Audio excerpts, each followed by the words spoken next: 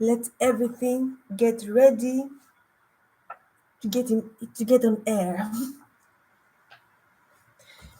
Hmm, okay, we are ready.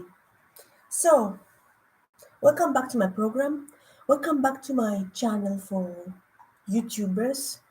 Now, I'm greeting you from beautiful Athens, Greece. Now, it is almost to 3. It is almost to 3 a.m. Almost out of the morning. Maybe many of you wonder how comes and I give program by this time. So to speak, it is quiet time here. You know, we enjoy a quiet atmosphere, and most times nobody will disturb me. So let's start anyway because of time. Today's topic is the word is not enough. So just one single verse. A man's life does not consist in abundance of his possession. That one is in Luke 12:15. Amen, somebody. Hmm. You cannot take it with you. Or you can. Somebody's colleague recently told me about an interesting sight that he witnessed. From the vantage point of a busy, intersection, a funeral was in full possession. A friend of mine, the captivated onlooker, watched the passing parade, a freshly washed funeral coach, limousines, and assortments of car and CUV of relatives and friends and all this, headlines beaming. There was nothing out of ordinary, here except for that coincidentally happened to be following, the last car in possession. Uh, you Hawk truck. Hmm, if you even know what it is. Some people do actually live and die as they will be able to take it with them. You know, likewise pharaohs of ancient Egypt, many long and afterlife, even if it does resemble a temptation island. That one in the Gospel of Luke, there is a recorded story about a man who lived and died as he could take it all the beloved possession and honors with him. Instead, loading Hugh house and building pyramids. However, he was building a bigger barns where he lived, for a day at hands. You know, he thought, and how you call it? Yes, he thought that the word would be enough. Hmm. So, what of accusation? The par sometimes, excuse me, I've been stuck sometimes. The parable that Jesus spoke, that one is Luke 12:16, came on the heel and inheritance dispute that it was brought before him. That was in Luke 12:13. Here we're told that there was a person from the crowd that demanded of Jesus that he tell his brother to give his rightful share of his father's inheritance. So here there is a common scenario played out before us. It is a family it is a family feud that is as ancient as Cain and Abel and as contemporary as today's family courts. Who is going to take his father's inheritance? Who gets the prize? Excuse me. Amen, somebody.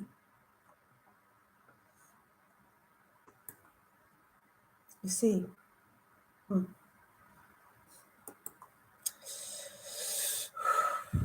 If you really want to see, a true human being divided. There are brothers and sisters who are not speaking to each other today because of financial and family feuds and financial issues. These feuding brothers before Jesus was scrabbling for that money, like two kids destroying the Wheaties box in search of the magic holographic basketball cards. Merger! Excuse me, don't mind me. I'm having colds.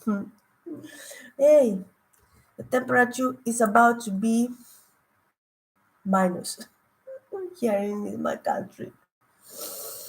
So don't get me wrong if I'm coughing. But let's continue. So merger or not merger. So Jesus put his finger on the problem, of the one who concerned about getting his fair share. His problem was covetousness. You know, greed is no respected of person from the broad room to break room. The Bible says much about the danger of how the greed can be divided and conquer our heart. We cannot serve two masters at the same time. We cannot serve both God and riches. At one is in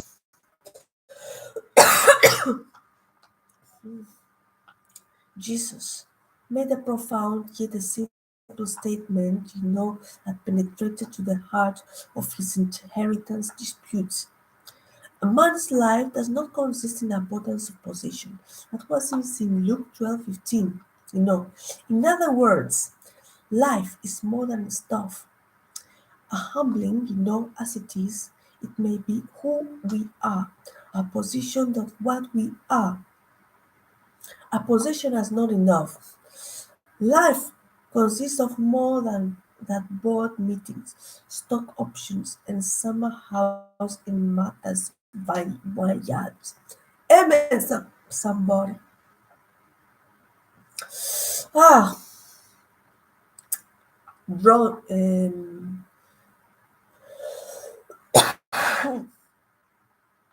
God Almighty, God help me. Mm,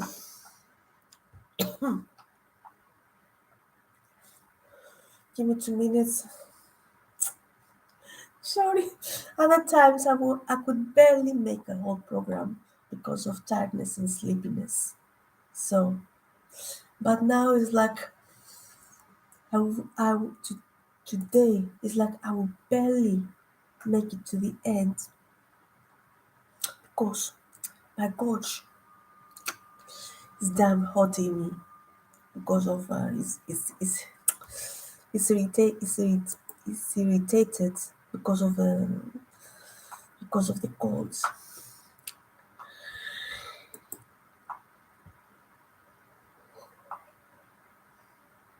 Throne sizing.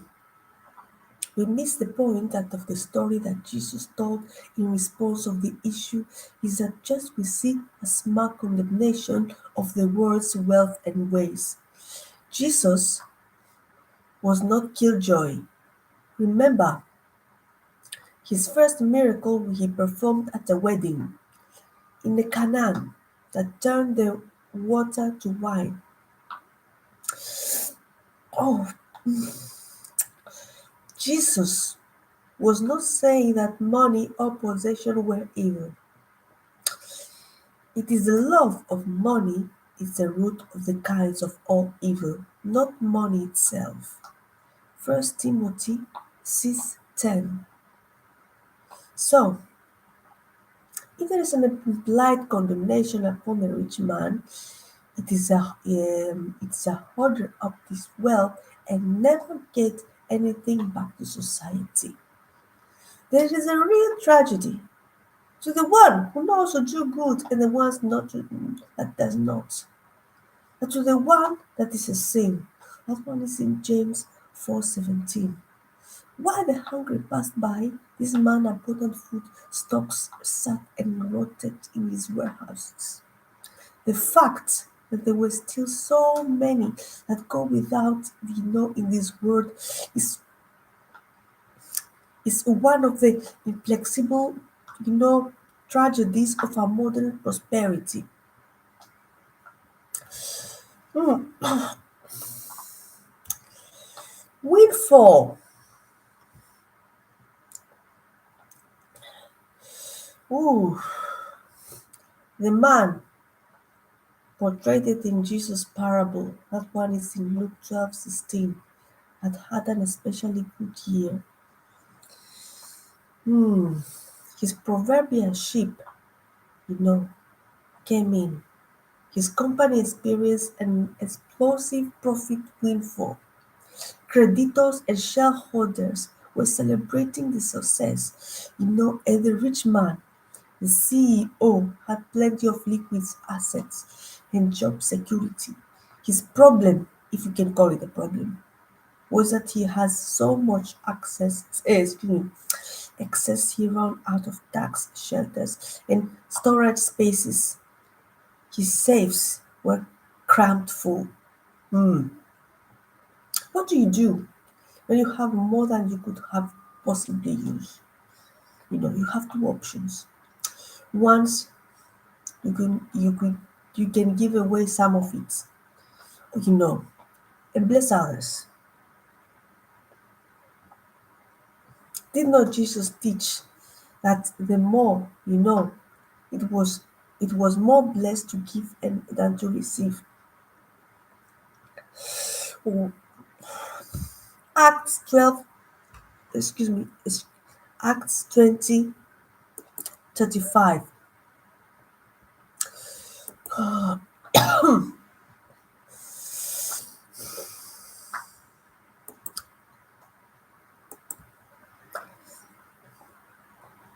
Oh, it was just another side-sounding religion clicker spoken only by a poor carpenter that could not, have any worldly good to give.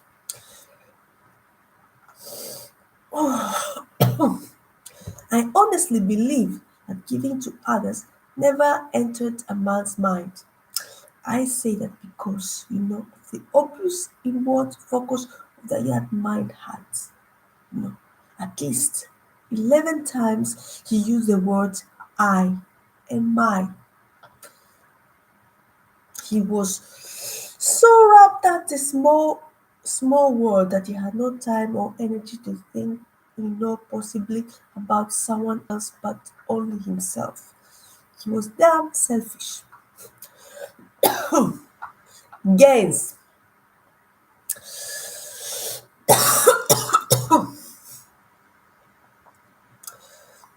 Mm. The only other option, of man's good fortune, was to store his goods.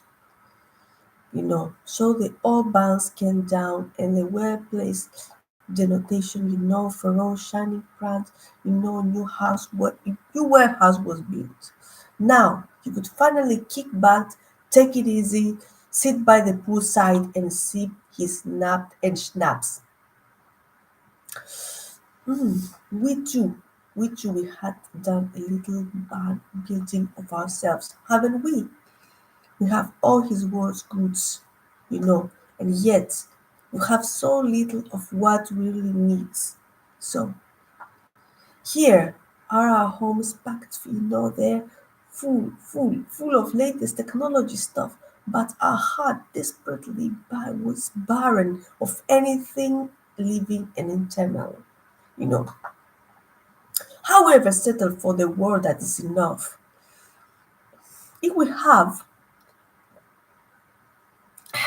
it's a small word and a time in ultimately a words that could not be enough. Amen, somebody. Oh God, excuse me, honest speaking, I don't know if I can make the program.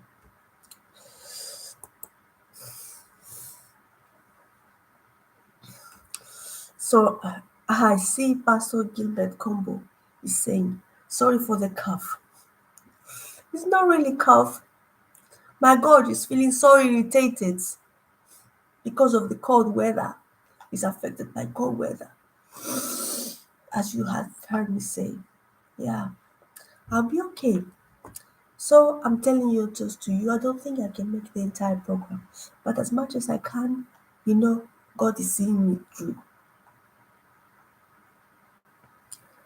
So give me, if you prefer, could give me 2 minutes to make a pause. So that my God, you will rest.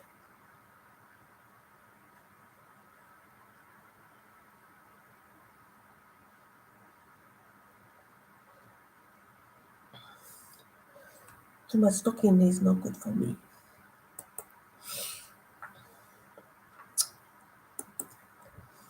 Hmm.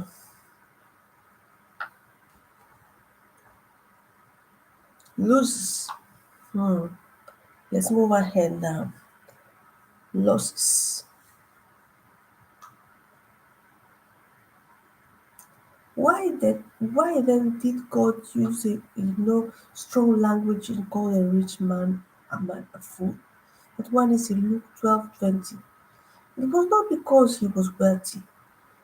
It was not because he planned for his future. He was so full because of his life and was self-centered, at his plan. And he did not include God or anyone else for what that mattered. Hmm. Today, in our PDA, personal digital system, driven world, we had planned for everything.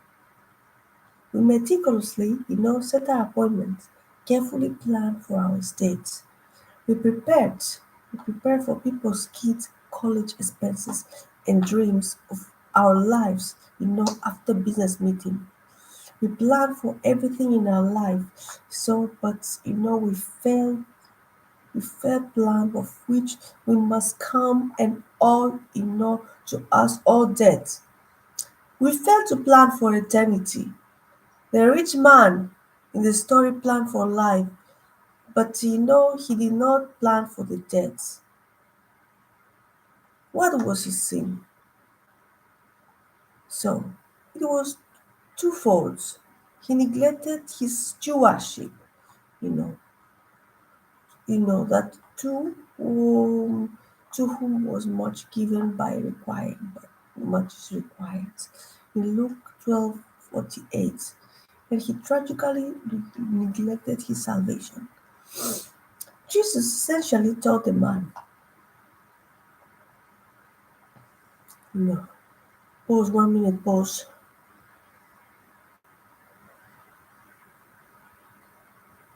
No.